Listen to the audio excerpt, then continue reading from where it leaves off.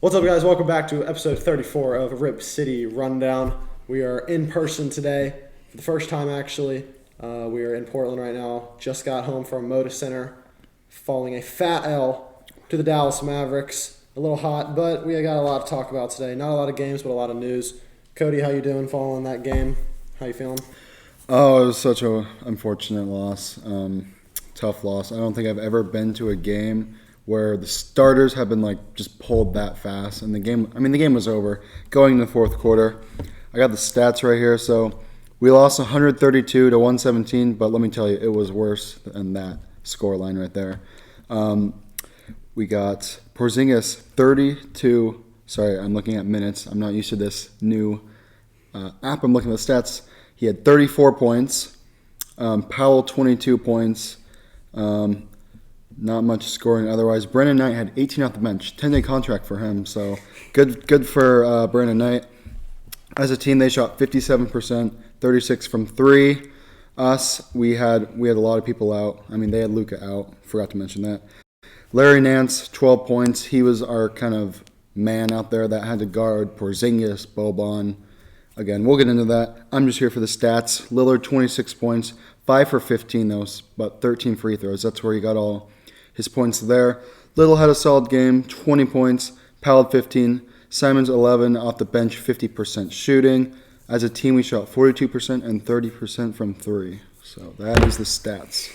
Yeah, very unfortunate loss. We'll talk about the elephant in the room here, and that was the fact the Blazers had no size, no front court in this game.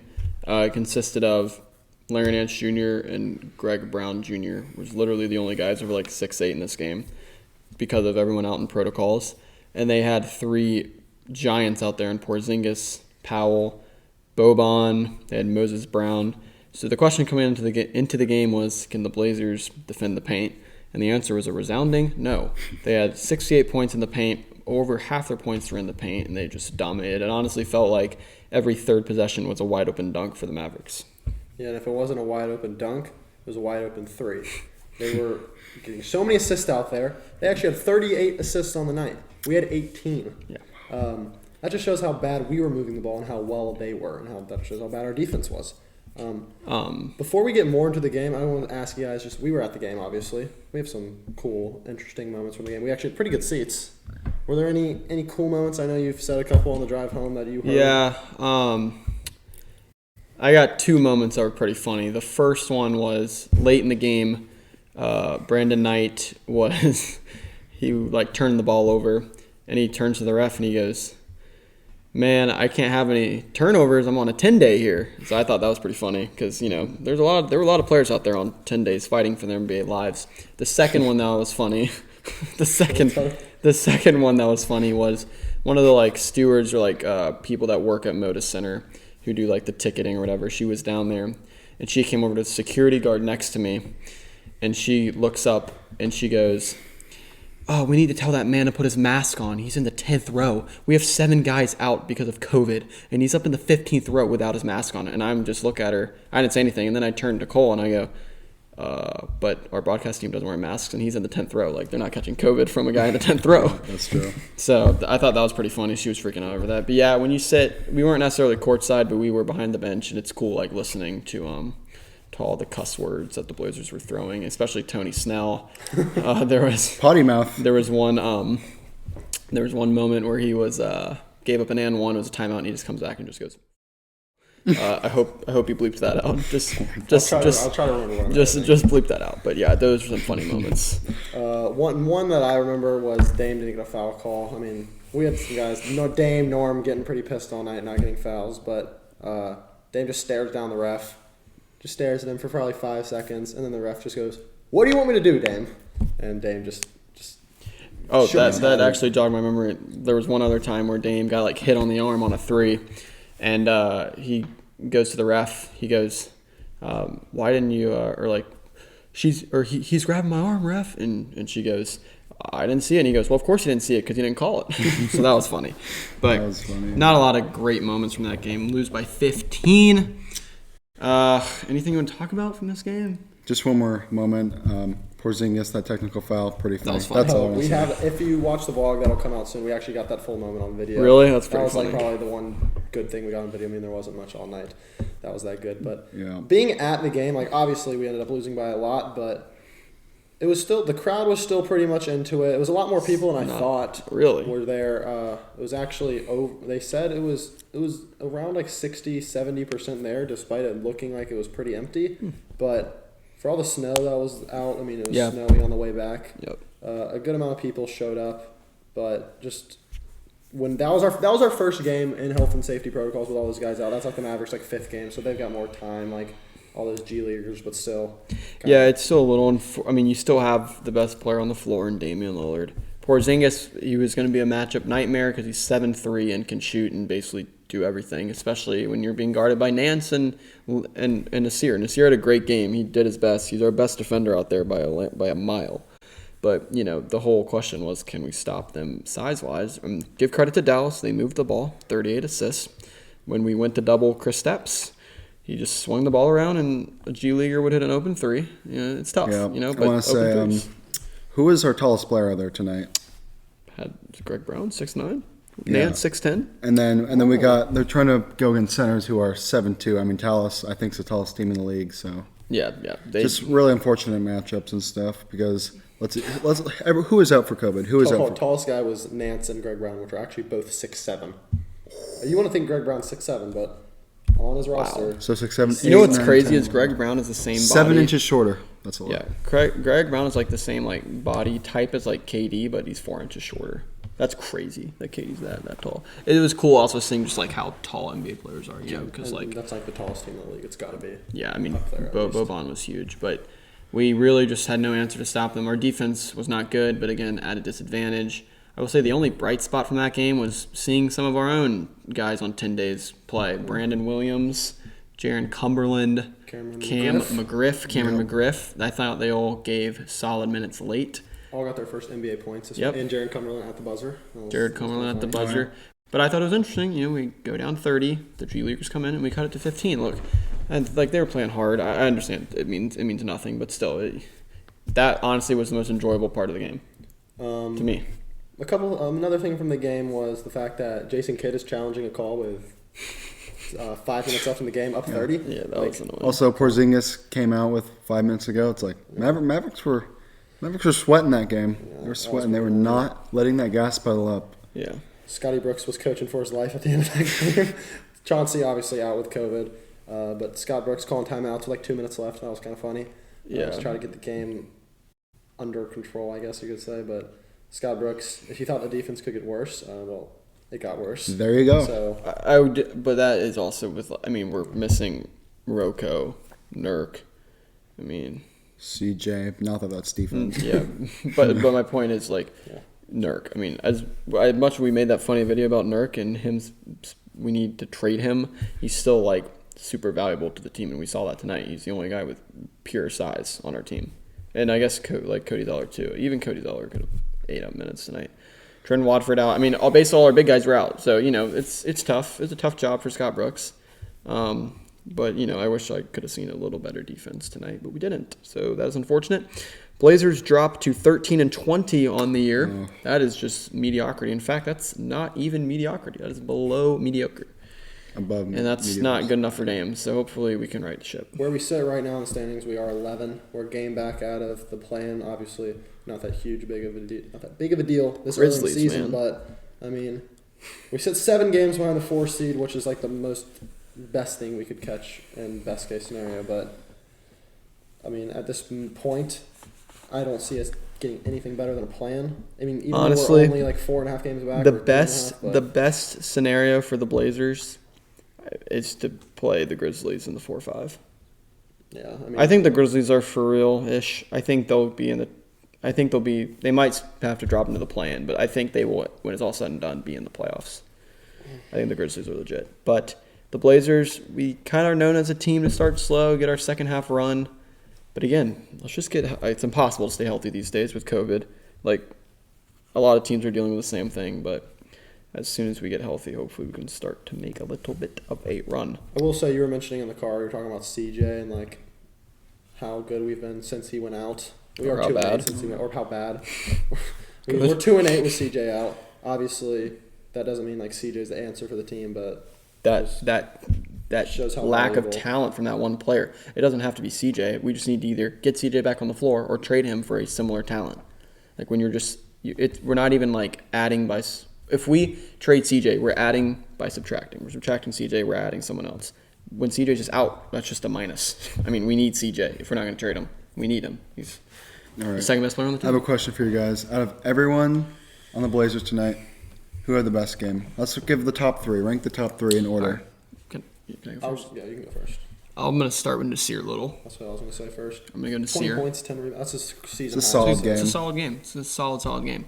Number 2, I'm going to go with Cam McGriff. I mean, I'm going with Cam McGriff. yeah, it's good. Because All right. Why? And then why? Because he had a good plus minus. He out of the 3 G leaguers, I liked him the most. That was one of my talking points coming into the game. I wanted to see how they would play because they would obviously get some run at some point. So, and I think he looks the most NBA ready. I think he can actually contribute something. He kind of reminds me of a Rondé Hollis Jefferson, just hopefully not an absolute just terrible in the plus minus. I really don't know who's going to be 2. I mean, I guess it has to be. It's going to be one of the G Leaguers. It's going to be Simon. Simon's had some tough shots. I'll go Dame as number 3. He still paced us in scoring. You know, he takes a lot of shots. He got to the line, 5 but turnovers. 5 TOs. However, you know, everyone's like, oh, free throws are such BS ways to score. I mean, he's still driving. He's getting fouled. So, I mean, you take your points. So. And a thing you notice more, like, at the game is how hard Dame has to work to get an open shot. Yeah, We were talking about this, like, totally. I don't think he took one, like, legit wide open look in that regard at all the whole game. So, like, it's unfortunate because you just, at this moment, he doesn't have the talent around him to give himself open looks. So hopefully CJ coming back and all these guys coming back from COVID kind of lightens that load. But Yeah. in person, it's a whole another story. You know who didn't really look good in my eyes tonight? Norman Powell. I mean, he struggled shooting, and maybe it's just because his face in real life just always looks kind of down and depressed, but, like, he didn't look like he was having fun out there tonight. Unfortunate, but Yeah, he does have like a. He always looks locked in. Yeah, it's locked in. I wouldn't say he's like doesn't down show or emotion. anything. yeah, I don't know. Just But yeah, he doesn't really. Neither does Simon's. Like, you know, the Blazers are about their business. It's just like, I don't know, the way the roster is constructed. Like, Dame's not gonna get help. Like, yes, when like Curry doesn't get blitzed, but when he does, when Curry gets blitzed, the Warriors have talent to actually do something about it. We saw Otto Porter Jr. go off in crunch time. Who was doing that for the Blazers? No one, absolutely no one. So that's why we need CJ back. Unfortunately, got not Poole. He's unfortunately. got Draymond Green. Like, come on, man. It's credit to their organization. And this We've had a isn't clown as mentioning GM for a while. Klay Thompson. It's like, yeah, I would love- Local Thompson? no, nothing. Oh, you're there. But Klay Thompson. that's it. I think we can move on from the Mavericks game. This was a long time ago. This was actually probably 6 days ago, but we did play another game this week. As surprising as that sounds, we played the Pelicans. We lost on the road. That was Dame first time ever getting ejected. I forgot Yes, that that happened. was yeah. Dame's first time ever getting ejected. It was like with 1 second left in the game. I think he was just pissed, which he Yeah. had every right to be. What he scored? 39? 39, 7 assists on 13 for 24 shooting. This was the game where we didn't watch that much of the game because we were actually coming into Portland that night. Yeah. That was the game that Dame went off. Dame gets mad at refs. No one helps Dame. The Kind of classic Portland story. Oh, and then the Nikhil Yeah. Alexander Walker 7 threes. Yeah. The thing that sucks about that 60s. game is Pelicans are what 11th, 10th. I mean, they're the bottom, or we're 11th now. They're last. They're last. So Dame scores 39, and you lose to the worst team in the Western Conference. Not what you like to see. I mean, just awful loss, man. I mean, we're at the bottom of the Western Conference, man. Stick us at 24 in the power rankings on ESPN. Wow. I mean, I hate to be this guy. I don't want to blame it on one person, but Neil Olshey was a horrible GM. Yeah. He was dog. He was just dog. He was horrible. Dog, he was terrible. He was terrible. I'm not going to cuss, but he was terrible. I mean, yes, he drafted Dame. He drafted CJ. Did he even make – it wasn't his first year the year Dame got drafted? He didn't even make the deal to get the pick, He right? didn't make the deal to make the pick, but he Drafted Dame. So that kudos to him. Kudos after that. Kudos to the Nurk trade. After that, you're throwing Terry Stotts under the bus. This dude Neil Olshey, really blamed the Blazers defense on Terry Stotts. And we still suck. It wasn't Terry Stotts' fault. It's the roster you constructed. Sorry.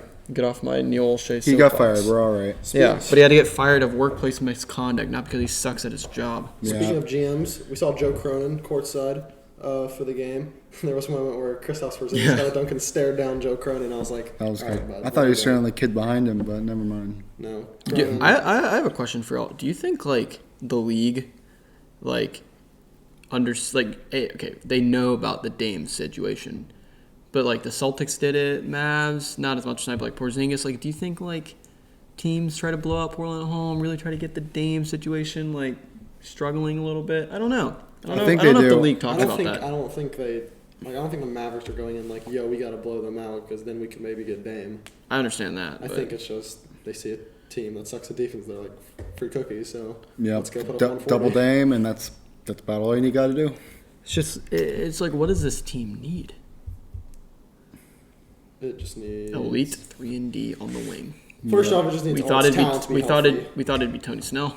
Well, it's not going to be Tony Snell. Tony Snell hit 2 threes in a row. He kind of almost sparked a comeback when we were down like 26. Hit 2 threes, cut it to 20. Do you think that was a fine strategy tonight to just let Porzingis shoot threes? I mean, obviously it didn't work, but like if you were to play that game again tomorrow, would you do the same The thing? Mavericks are such a tough team to match up with, in my opinion, just because of Porzingis. Like when he's hitting, he's so good, but he can suck. Because like even if Nurk's not going to contest his threes that you're much. letting him shoot that much, but you're thinking like, okay, Porzingis is going to get his, but we're going to guard the paint. We're not going to let him get these wide open dunks, and we're not going to give up wide open shots. You expect them to shoot probably a little worse. They shot the ball pretty well. Some guys that are on like 10 days, like Brandon Knight, like Josh Green, putting up like over 50% from 3. But then again, a lot of their looks were wide open. But it just comes down to the personnel. I mean, honestly, it was a little compounded because of Dallas's size and because of our lack of size. But I think this game, kind of really showed how Nurk. I'm not saying Nurk is one of the best centers in the league, but he is one of the most valuable to his team. Because he's like our only big guy. No, yeah, that sucks. It's like Nurk, as many boneheaded plays as he can make in a game, it's not Greg Brown Jr. It's the use of Nurkic. It's just the size. It's just the tools. He's need 7 to feet. yeah. And he's 300 pounds and can move pretty fast for a 300-pounder compared to like Zion. I wish Nurk was there because I would have loved to see Nurk in person because of like Moses Brown looks insanely tall, but he's still only like 7'1". Like Nurk's 7 foot and like 290. Nurk probably would look like a massive human. Yeah, he's a big dude. So going more back to the COVID protocols, I have a question for y'all. A, how long do players have to be in COVID protocols? And B, what were y'all's thoughts on the Nets game getting postponed? I'll go Nets game first, but Nets game was just mad because that could have been a game we went to. When you're in Portland, you have the opportunity to go to a lot of games because tickets aren't that expensive right now. So having that be postponed sucked also because they probably wouldn't have had KD. They wouldn't have had him confirmed. So it could have been a chance to get a win. Harden would have cooked us. And then the other question was just how long they're out, right? Yeah. I think it came out, if they're vaccinated, which all the Blazers are, they'll be out 6 days as long as they don't show symptoms, which none of them are. So that means basically until the new year. Yeah, I think they'll So we're missing the Jazz game and the Lakers. Oh, my God. Yeah, that's not good. Do you think NBA favors certain teams in terms of postponing games? Because like the Nets, they miss KD, postponed, but us, like tonight, we missed probably just as much, even more players than the Nets did on Christmas Day, and they let us play. It's all about, you have to have this minimum amount of players now. I think it's 8, right? Earlier they were favoring a little bit because they hadn't had like a set rule, but now they've kind of cleaned it up a little bit. Well, the Bulls a while ago got postponed, but the Bulls were actually like going through it. They were so down bad with players being available. I do think if your star player, like if Dame got it, they would probably maybe cut us a little more. Well, Dame was questionable tonight for personal reasons. I wonder what those personal reasons why. It's probably why they're personal, so we won't know. But, okay, that is interesting, but it's 6 games. So, looking at the schedule. Jazz and possibly back for Atlanta, but we have a 4-game homestand against Atlanta, Miami, Cleveland, and Sacramento. Wow. See, here's the problem with the Blazers right now. Every year, I look at the schedule and I'm like, all right, that's a winnable game because they're bad. That's a winnable game because they're bad, but we're bad too. Yeah, so it's like, not this year. Yeah, this year every game is tough. So you posed the question to me, Cody, in the car on the way back. When's the last time you felt like this low as a Blazer fan? I feel like we've talked about that In before, general, but not just today. Maybe just this whole Okay. season. If you want me to be honest, argue that you this want, was you want me worse to, than- you want me to be honest? the Yeah, go sweep. ahead. The last time I felt this bad is honestly, I don't feel that bad right now. I felt bad when we were losing like 7 in a row, like 2 weeks ago. But the last time I really was down bad as a Blazer fan was Game 6 loss to the Nuggets at home. Okay, I but mean, I'm not saying bad, like, but, like- the end of a season in general. Like you feel like Because there's no That there's, was the like, end of the you season. can't okay, I know that. there's You know. nothing you can do about it. Like there's no hope. Like you mentioned, like I said, the sweep in 2018 to the Pelicans. I was like that sucked as a Blazers fan, but you were like, well, Dame was still in his prime. Not I saying mean, Dame he isn't. still is. Like, he was young, Dame he was still young. developing. There was more like you could see. There's just more hope. future. You could see more hope in the future. Like right now, it's like Right now it's like what do you see? Like how we're an 11 seed. Dame's don't know now what to do. 31, 32. Gonna be 33 this summer. It's like I mean, if we can talk about it. If you want to win a championship, you have 3 options. You have trade CJ and try to just get the right piece, aka Ben Simmons. He's probably the only game changer that's available.